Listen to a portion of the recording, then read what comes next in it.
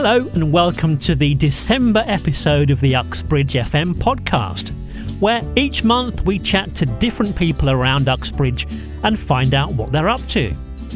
This month, of course, it's the C word. Yes, Christmas is coming, so I thought I'd grab a couple of church leaders from the town and find out how their churches are celebrating Christmas. First off, we're off to the Kingsborough Centre. In case you don't know it, it's just by Marjack's roundabout. Well, I'm joined now by Tunde Balogun, who is pastor at Kingsborough Church in Uxbridge. Hi there, Tunde. Yeah, hello, Steve. Good afternoon.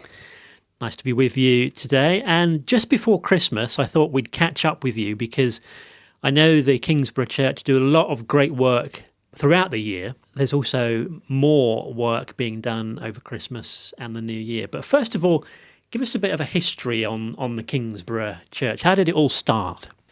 Yeah, thank you, Steve. I'm so delighted to be with you here this afternoon. Yeah, Kingsborough Church is part of a Christian charity. We find ourselves getting involved. Apart from doing church, we make sure that we get involved in everyday life of people, not necessarily people who go to church, but anybody at all within the community in terms of getting involved with them and providing services that can support and help them to have good quality of life. But the Kingsborough Church, which I'm the pastor, we are a bunch of people who get excited about using what we study in the Bible, principle of the Bible, to see how we can support each other, add value to each other's lives, but also each other's lives of people within the community and the society we find ourselves. So you're currently based in a location just off Marjack's roundabout in Uxbridge, a building you have there, which you also have a nursery, and you also run the food bank, which is amazing. How did that start? Wow, it's a few years back now. I remember then we pride ourselves in getting very involved in community project, and that was the whole essence of the Hillingdon Food Bank. It was in 2009 that I had a trip to Cambridgeshire where I went to visit a brother-in-law of mine who was going through chemotherapy, and we were standing right in front of his house, and then we saw a little girl who ran across the road opposite his house wearing food bank in front of the t-shirt, and I noticed the image or the girl, but didn't pay any attention to it. But shortly after then, I heard said to me, clearly audible voice, that take note of that image I just showed you. After about 20 minutes, I heard the reminder again to say, don't forget the image I showed you about that little girl. So that got me curious. So I asked my brother-in-law that a while back I saw a little girl wearing t-shirt with food bank on the chest of it. What was that about? Oh, he said, we do this charity work here in the community where we collect food and we give it to those who don't have food. And after he explained to me, I heard straight away after then, take that project to London. I'm going to be working on it with you. And I thought, I have never heard about it before. We came back to Uxbridge. Overnight, I Googled and found what was Food Bank about. I found it in Salisbury with Trust, and then it was body who has been there. And then the next morning, I called them to say, this is who I am, We want to find out more about it. Spoke to a man called Jeremy, and then Jeremy said, he was a bit hesitant talking to me when he heard I was from London. And I said, why are you hesitant? And he said, well, we've had such many calls like this from London that never came out of it. We've been trying to go to London for a long time, but people who inquire about it from London says three things he normally said. There are no hungry people in London. It's too big a project. We don't have the time to commit to it. It's very capital intensive, human resources intensive. We're not going to be able to do it. And they drop off. I said to him, well, for me, I said, I'm a pastor. I'm not calling you because I wanted to call you. I felt a sense of duty to call you by an instruction. That's why I'm calling you today. He said, I've never had that before. That is different. So, okay. And that was how we started. He said, he will come and see us. I said, no, we will come and see you. So we traveled all the way to Salisbury, met with him. He showed us around. The more we looked around, the more I thought, this is huge. And this is what we would like to do. And that was how we came back The rest of it is history today. That was the beginning of the Hillingdon Food Bank. 2009, in March, I remember then, we had the first effort towards starting the food bank here in Uxbridge as the first food bank in London. So you started in a small warehouse? It wasn't in the current location, was it? I don't think. No, it wasn't a warehouse actually. It's in a bookshop because we had just built a bookshop in the church. I had to go to the church to say to the church, can we borrow the bookshop for a new project that we just found that we had to do urgently? And the church said, we want to use this. And then, of course, they agreed.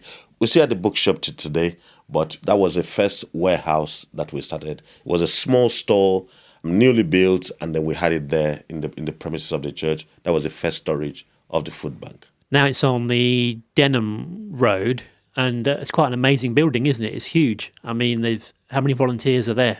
Ooh, talking about volunteers, I'm always so thankful to our volunteers. We have huge number of kind-hearted, wonderful volunteers who come from across the borough. 70 of them in the warehouse itself who come at different times during the week, either to drive or to sort food or to pack food, to do different kind of things and move things around, just help to date food.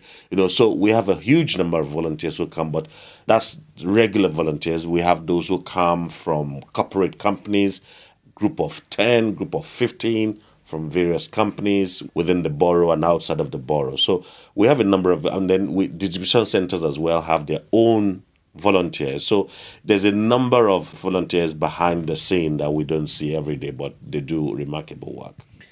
And do you know the kind of things that they're in need of? I went there and they said, oh, by the way, don't bring us pasta. We've got plenty of pasta. Other things, are you aware what they need regularly? We actually have Pasta Avenue, we call it. Yes. So a whole wall of pasta. There are a number of things that always run out so quickly. The meat, the fish, the sauce, sugar, jam. And it's not just food, is it? It's also toiletries, I think, as well. Absolutely, toiletries. I mean, we never used to do toiletries, but we find out that we get the odd number of toiletries donated, and we usually put it aside to say, if we find clients who need it, we'll say, can you just pick up it? But over the years, it's grown to become one of the things that people need, especially toiletries for ladies, toiletries even for children. I mean, nappies. Nappies are very expensive. So when we have huge number of nappies being donated now. We're so happy when we see new mothers who don't have how to get those ones, and we give to them, and they are so joyful, so happy that they could have such. So you wear a number of hats, don't you, in the town, as well as being the pastor at the church. You're also the mayor's chaplain. What do you have to do for that role? I didn't have to do anything. I just have to be the pastor of the church where the mayoral candidates come from. And thankfully, we have always known that the church, Kingsborough, we are very involved in community engagement, in area of politics and government as well. We teach people in how to serve in the area of public office. So over the years, we've encouraged people to go and become school governors, to go and become part of those who help out in organizations. I was once a chaplain of an accounting firm here in Uxbridge. So we encourage people to go out like that, to be involved. So it was wonderful when Councillor Becky and her husband, Marius, they became part of our church a few years ago.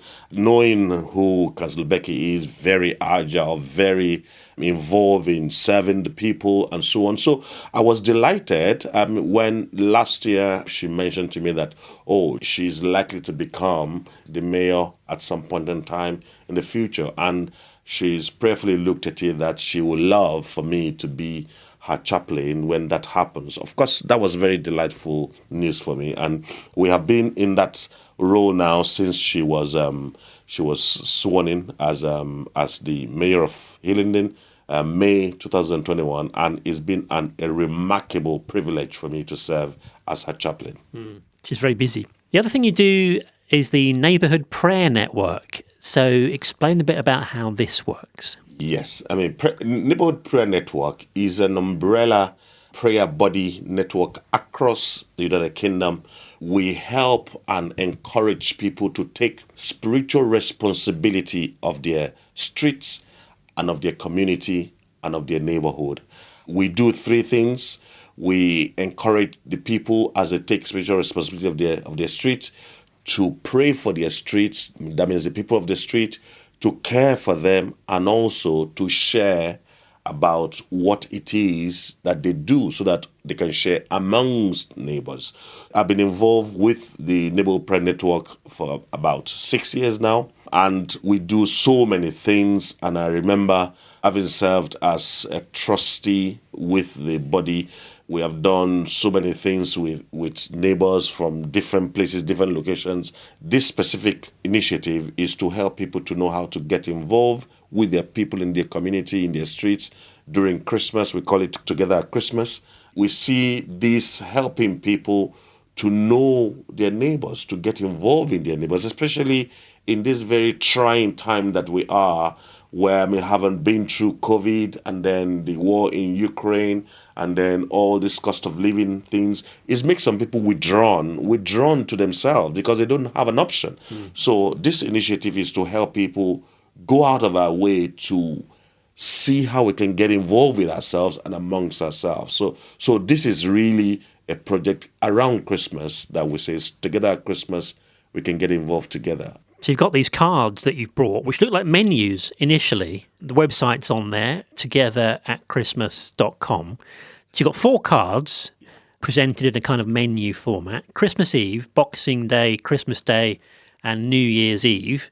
So first of all, on Christmas Eve, we're supposed to create or use a street WhatsApp group to start the Christmas chatter, and maybe find out if a neighbour needs a prescription pickup today. That's your starter. Your main course on Christmas Eve: ask a neighbour if they need any last-minute shopping.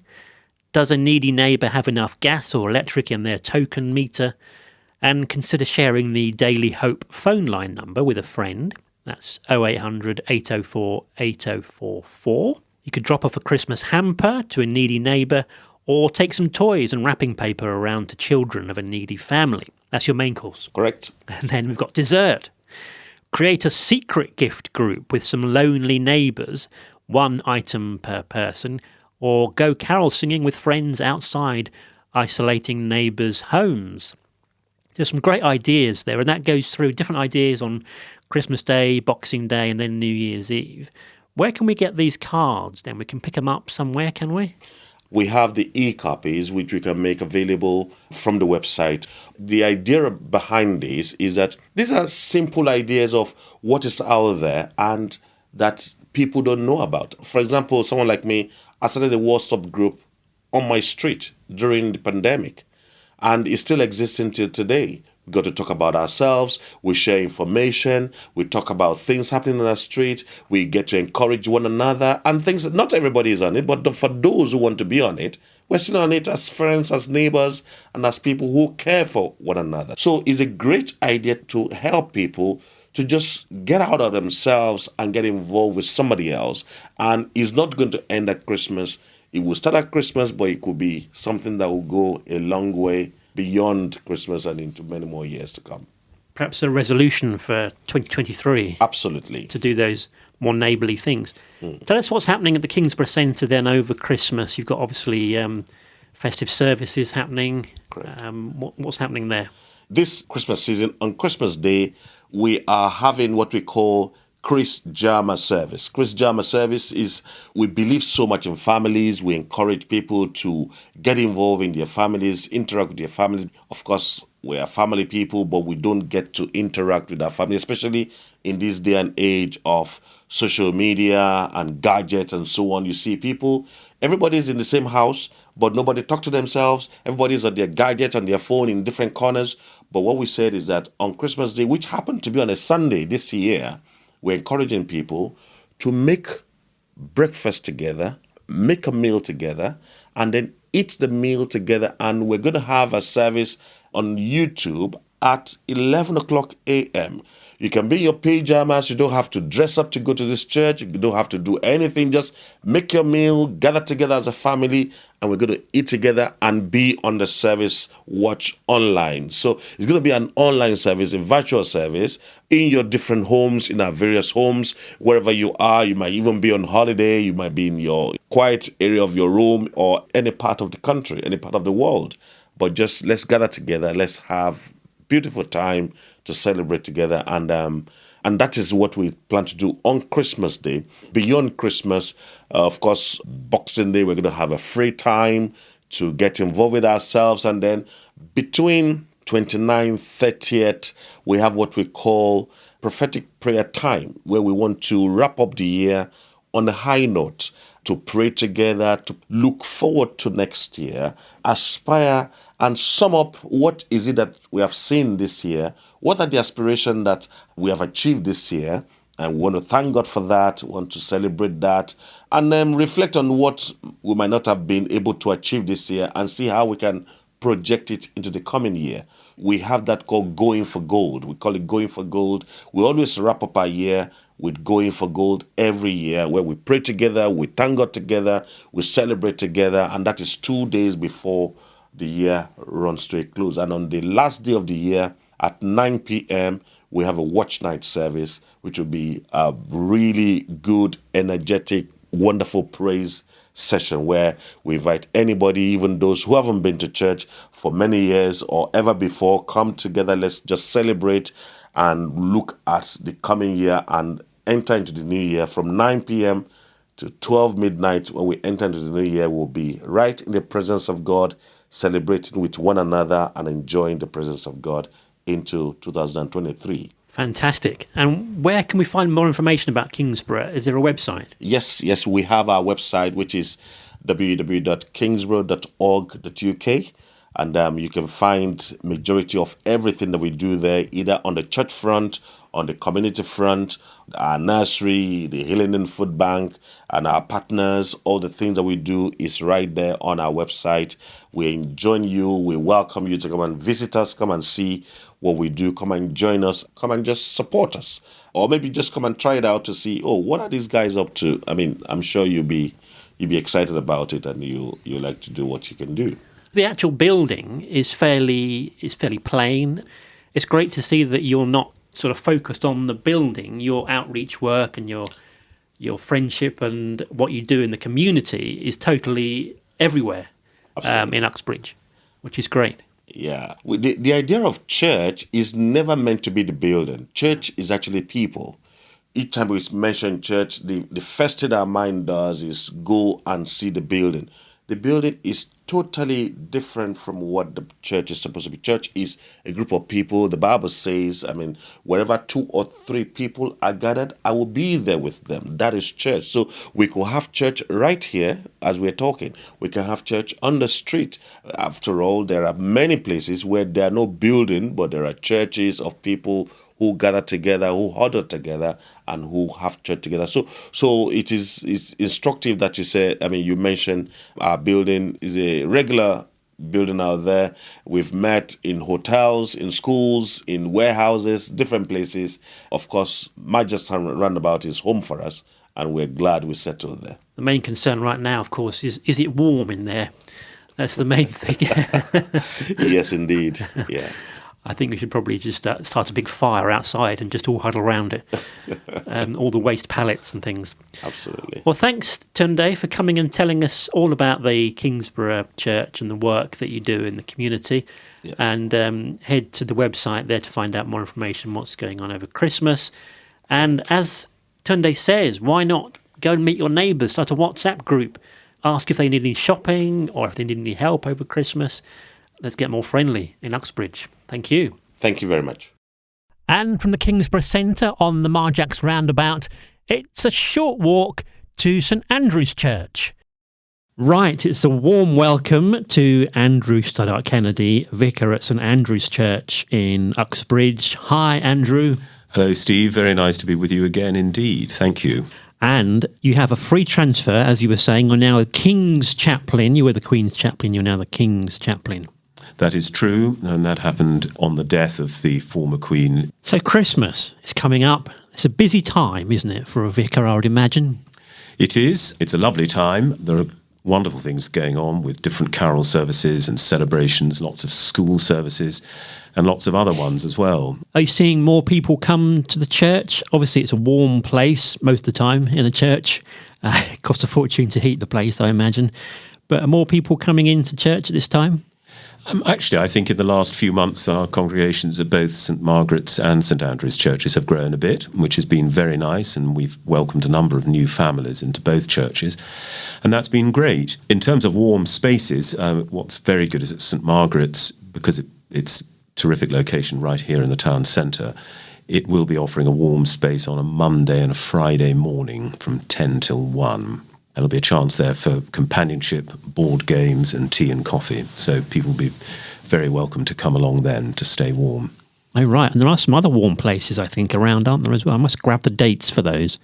There's a poster going around. There is, and I think between them, what it means is that Monday to Friday in Uxbridge is covered, which is excellent. So you're doing midnight mass? We are indeed. That's at St Andrew's at 11:30 on Christmas Eve, 11:30 p.m., which means that people will receive communion just into Christmas Day, just the other side of midnight.